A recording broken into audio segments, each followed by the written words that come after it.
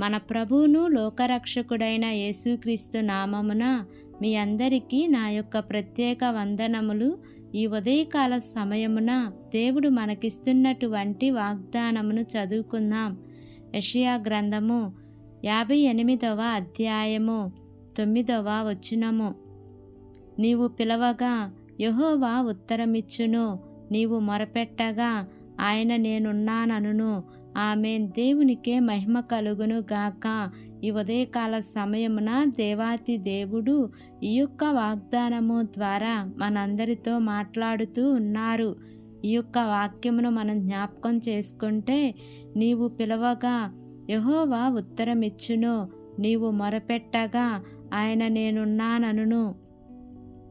మనము ఎప్పుడైతే దేవుణ్ణి పిలుస్తామో అప్పుడు దేవుడు మనకు ఉత్తరమిస్తారు. ఉత్తరము అనగా జవాబు, పిలవటం అనగా ప్రార్థన చేయటం. దేవునిని మనము ప్రతి విషయంలో కూడా అడగటం. చాలామంది వారి యొక్క అవసరాల నిమిత్తమై దేవునిని అడుగుతారు. మన యొక్క అవసరాల నిమిత్తమై కాక ప్రతి విషయంలో దేవునికి ప్రార్థిస్తే దేవుడు మన ప్రార్థన ఆలకించి జవాబుని ఇస్తారు. కొంతమంది ప్రభువుకి ప్రార్థించకుండా దేవుని దగ్గర నుంచి ఏ జవాబు రాకపోతే దేవుని మీద సొనగటం గొనగటం చేస్తారు. అలాగూ చేయకూడదు. ఎందుకంటే మనము ప్రార్థించకుండా, మనము దేవునిని అడగకుండా ఆయన కార్యములు నా జీవితంలో జరగటం లేదు అని అనకూడదు.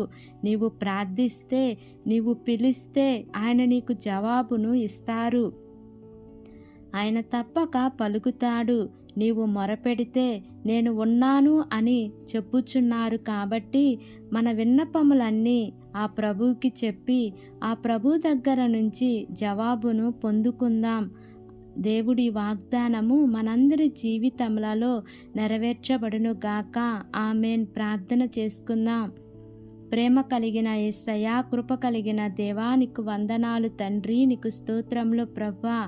ఇంతవరకు నీ కృపలో మమ్మల్ని కాచి కాపాడిన విధానాన్ని బట్టి నీకు వందనాలు తండ్రి. ఈ ఉదయకాల సమయమున మీరు మాకు ఇచ్చినటువంటి ఇట్టి వాగ్దానాన్ని బట్టి నీకు వందనాలు ప్రభువా. ఎంతమంది బిడ్డలు ఈ వాక్యమును విని ఈ ప్రార్థనలో ఏకీభవిస్తున్నారో తండ్రి, ప్రతి కుటుంబాన్ని మీరు జ్ఞాపకం చేసుకోండి అయ్యా. ఏ కుటుంబములు అయితే శాంతి సమాధానము నెమ్మది లేక జీవిస్తున్నారో తండ్రి, అట్టి కుటుంబాలలో నీ యొక్క శాంతిని సమాధానమును నెమ్మదిని మీరు వారికి అనుగ్రహించమని వేడుకుంటున్నాను ప్రభువా.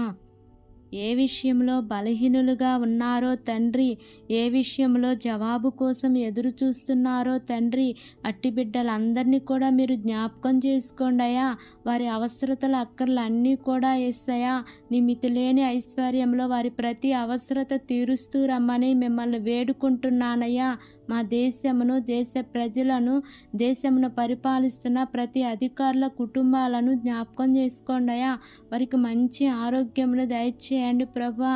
వారు ఏ పని చేస్తున్నాను సఫలతను మీరు వారికి అనుగ్రహించండి అయ్యా. ఈ దినము నూతనముగా ప్రారంభిస్తున్న ప్రతి కార్యక్రమంలో యేసయ్యా మీరు ముందుండి నడిపించండి ప్రభువా.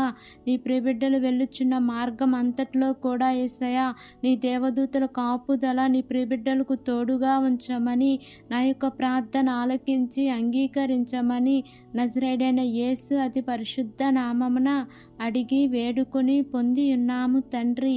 ఆమేన్, amen, amen. Praise the Lord. God bless you all.